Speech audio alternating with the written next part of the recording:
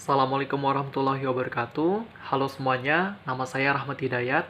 Pada kesempatan kali ini, saya akan memberikan sebuah presentasi mengenai usul penelitian saya yang berjudul Aplikasi Pupuk Mikroboron Terhadap Pertumbuhan dan Hasil Ubi Kayu Clone Waxy atau Manihot esculenta crans. Selamat menyaksikan.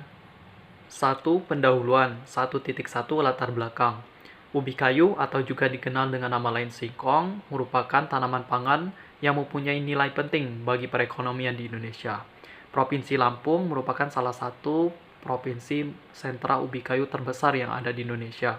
Menurut data BPS pada tahun 2018, diketahui produksi ubi kayu pada tahun 2014 sampai 2018 cenderung fluktuatif dan lebih menurun, yaitu dari 8 juta ton sampai ke 6 juta ton. Sedangkan luas panen ubi kayu pada tahun-tahun yang sama juga fluktuatif, dari 300.000 hektar sampai ke 256.000 hektar saja. Berdasarkan data tersebut, kita mengetahui bahwa produktivitas ubi kayu dari tahun ke tahun mengalami penurunan. Hal ini setidaknya disebabkan oleh dua faktor utama. Yang pertama yaitu alih fungsi lahan, dan yang kedua yaitu teknik budidaya yang kurang tepat. Oleh karena itu, perlunya upaya lebih lanjut untuk meningkatkan produktivitas ubi kayu. Salah satu upaya yang dapat kita lakukan yaitu dengan melakukan pemupukan. Namun, fakta di lapangan menunjukkan pemupukan hanya dilakukan pada unsur makro saja, seperti N, P, dan K. Namun, aplikasi pupuk mikro sangat jarang dilakukan. Padahal, unsur hara mikro tersebut dibutuhkan tanaman meskipun dalam jumlah yang sedikit. Salah satu unsur hara mikro yang penting bagi tanaman yaitu boron. Menurut Wirawan pada tahun 2016, boron berperan dalam berbagai aktivitas fisiologi tanaman, di antaranya seperti fotosintesis, sintesis protein, enzim, dan juga hormon. Namun, Gilman pada tahun 2003 menyatakan bahwa defisiensi boron dapat menyebabkan translokasi karbohidrat pada tanaman mengalami penghambatan. Berdasarkan hal tersebut, kita mengetahui bahwa pemupukan unsur hara mikro merupakan salah satu upaya yang dapat kita lakukan untuk meningkatkan produktivitas ubi kayu. Dewasa ini, data mengenai konsentrasi pupuk mikroboron yang dapat menunjang pertumbuhan dan juga hasil ubi kayu clone waxy secara khusus belum ada. Oleh karena itu, perlunya dilakukan lebih lanjut untuk mengetahui dampak dari pemberian pupuk unsur hara mikroboron terhadap pertumbuhan dan hasil ubi kayu tersebut. 1.2 Rumusan masalah. Rumusan masalah pada penelitian ini yaitu yang pertama, apa pengaruh pupuk mikroboron terhadap pertumbuhan dan hasil ubi kayu? Yang kedua, berapa dosis pupuk mikroboron yang dapat meningkatkan hasil ubi kayu? 1.3 Tujuan penelitian. Tujuan dari penelitian ini yang pertama yaitu untuk mengetahui pengaruh dari pupuk mikroboron terhadap pertumbuhan dan hasil ubi kayu clone waxy. Dan selanjutnya untuk mengetahui dosis pupuk mikroboron terbaik yang dapat mempengaruhi pertumbuhan dan hasil ubi kayu clone waxy. 1.5 Hipotesis. Hipotesis pada penelitian yang akan dilakukan. 1. Pupuk mikroboron berpengaruh dalam meningkatkan pertumbuhan dan hasil ubi kayu. 2. Terdapat dosis pupuk mikroboron terbaik dalam meningkatkan pertumbuhan dan hasil ubi kayu. 2. Metodologi penelitian. 2.1 Waktu dan tempat. Penelitian ini akan dimulai pada bulan Februari sampai Desember tahun 2020. Percobaan penanaman akan dilakukan di Kecamatan Tanjung Bintang, Kabupaten Lampung Selatan, Lampung. 2.2 Alat dan bahan. Alat yang akan digunakan dalam penelitian ini antara lain cangkul, meteran, golok, gergaji, gunting, pisau, timbangan digital, jangka sorong, alat tulis, oven, nampan, dan mesin pemarut. Sedangkan bahan yang digunakan dalam penelitian ini yaitu pupuk urea, TSP, KCl, boron, stek ubi kayu clone waxy, tali rapia, dan plastik. 2.3 Metode penelitian. Perlakuan dalam penelitian ini adalah beberapa tingkat dosis pupuk boron terhadap tanaman ubi kayu clone waxy, di antaranya dari B0, B1, B2, B3, dan B4.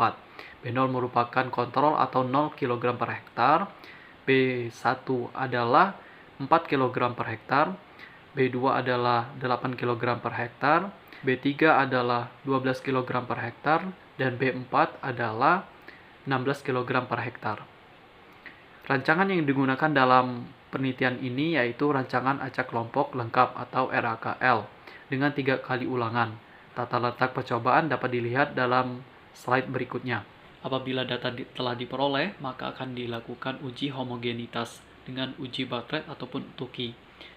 Kemudian setelah data terpenuhi asumsinya, maka akan dilakukan analisis seragam. Apabila dalam analisis seragam terdapat perbedaan nilai tengah yang nyata, maka akan dilakukan uji lanjutan dengan uji BNT dengan taraf 5%. Berikut merupakan gambar dari tata letak percobaan yang akan dilakukan. Simbol angka menunjukkan sampel pada percobaan, sedangkan B0 sampai B4 merupakan perlakuan yang akan diuji coba. 2.4 Pelaksanaan penelitian. Pelaksanaan penelitian dalam percobaan yang akan dilakukan ini terdiri dari beberapa tahap. 2.4.1 Persiapan lahan dan pengolahan tanah.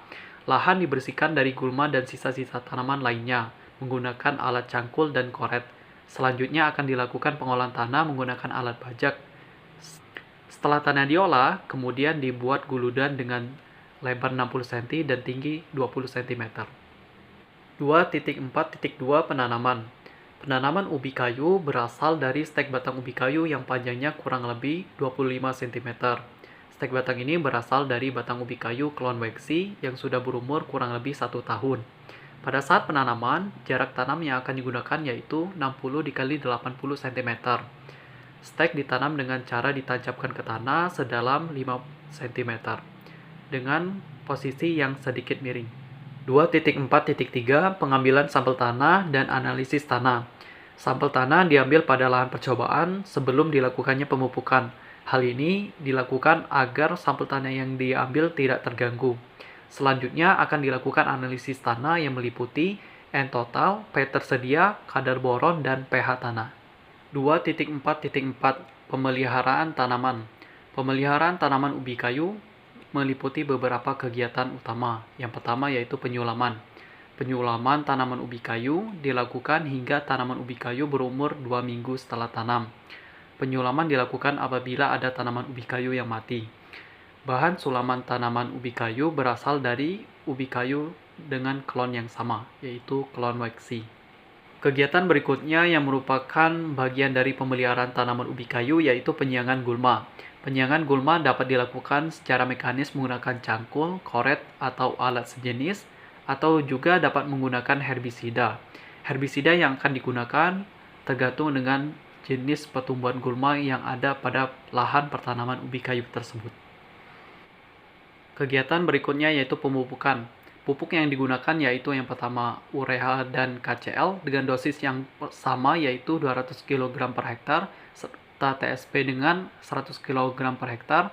Kemudian pupuk boron yang merupakan perlakuan utama dengan dosis perlakuan yaitu 4, 8, 12, dan 16 kg per hektar. Aplikasi pupuk urea dilakukan 2 kali, yaitu setengah dosis pada saat tanaman berumur 1 bulan setelah tanam, dan setengah dosis lagi pada 3 bulan setelah tanam. Aplikasi KCl dilakukan 2 kali juga, yaitu sepertiga dosis pada 1 bulan setelah tanam, dan sisanya pada saat 3 bulan setelah tanam. Sedangkan aplikasi pupuk TSP dan juga pupuk mikroboron dilakukan serentak pada 1 bulan setelah tanam. Pemupukan dilakukan dengan cara ditugal pada jarak 10 cm dari lubang tanam. 2.4.5 Penentuan sampel pengamatan. Pengambilan sampel dilakukan secara acak dengan bantuan angka acak atau random. Sampel diambil pada tanaman yang berada pada bagian dalam guludan. Dalam satu petak perlakuan terdapat 5 sampel yang diambil dari 8 tanaman sehingga total sampel berjumlah 75 sampel. Tanaman yang ditetapkan sebagai sampel diberi label sebagai penanda. 2.4.6 Panen. Panen akan dilakukan pada saat tanaman ubi kayu berumur 10 bulan setelah tanam. Pemanenan dilakukan dengan cara memotong batang ubi kayu, kemudian dicabut dengan alat bantu. Selanjutnya, ubi kayu akan dibersihkan dari kotoran dan dipisahkan dari batang dengan cara dipotong menggunakan pisau. 2.4.7 Pengamatan dan pengukuran. Pengamatan dan pengukuran dilakukan pada 2 fase pertanaman ubi kayu, yaitu pada fase pertumbuhan dan juga fase produksi. Variabel utama pada fase pertumbuhan dalam percobaan ini meliputi tinggi tanaman dan jumlah daun, sedangkan variabel pendukungnya yaitu diukur dengan diameter batang. Tinggi tanaman diukur menggunakan alat meteran. Pengukuran dilakukan pada pangkal batang atau tunas sampai pucuk atau titik tumbuh. Kemudian jumlah daun. Jumlah daun yang diukur yaitu daun yang telah membuka sempurna. Sedangkan diameter batang diukur dengan menggunakan jangka sorong pada pertengahan batang. Pengamatan dan pengukuran fase produksi. Variabel utama dalam pengamatan dan pengukuran fase produksi yaitu bobot ubi segar dan jumlah ubi. Selanjutnya, variabel pendukung pada pengamatan fase produksi yaitu 1. Pengukuran kadar pati ubi kayu. Pengukuran kadar pati ubi kayu dilakukan pada saat ubi kayu berumur 10 bulan setelah tanam atau setelah panen. Pertama-tama, ubi kayu akan dibersihkan dari kotoran yang menempel.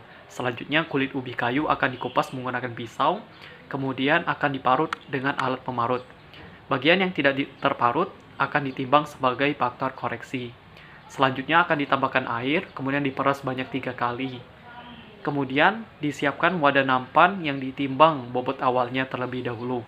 Hasil perasan ditampung pada wadah tersebut, kemudian diendamkan selama 24 jam. Selanjutnya, air endapan dibuang dan sisa endapan akan diopen selama 24 jam dengan suhu 60 derajat Celcius. Kemudian, wadah dan endapan yang sudah diopen akan ditimbang sebagai bobot akhir. Kemudian, akan dihitung persentase pati yang diperoleh. Persentase rendemen pati dihitung dengan rumus sebagai berikut. 2. Kadar HCN ubi kayu. Pengukuran kadar HCN ubi kayu juga dilakukan pada saat 10 bulan setelah tanam. Pertama-tama, sampel ubi kayu dihaluskan sebanyak 20 gram dan dimasukkan ke dalam lampu jedal. Kemudian ditambahkan 100 ml Aquades, lalu diamkan selama 2 jam. Selanjutnya, tambahkan 100 ml Aquades dan destilasi dengan uap steam. Tampung destilat tersebut pada Erlenmeyer yang berisi 20 ml 2,5% NaOH. Destilasi di akhir setelah destilat mencapai 150 ml. Tambahkan 8 ml NaOH dan 5 ml 5% Ki. Lakukan titrasi dengan 0,02 molar AgNO3 sampai timbul warna keruh.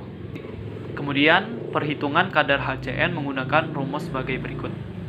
3. Kadar amilopektin. Pengukuran kadar amilopektin juga dilakukan 10 bulan setelah tanam atau setelah panen. Langkah pertama yaitu potong kecil bagian ujung ubi kayu lalu dihaluskan. Kemudian masukkan sampel pada palet dan uji dengan larutan 2% iodin. Selanjutnya, aduk sampel hingga tercampur merata dan diamkan selama 3 menit. Kemudian, amati perubahan warna yang terjadi. Jika terdapat amilopektin, warna berubah menjadi merah. Sedangkan jika terdapat amilosa, warna berubah menjadi ungu.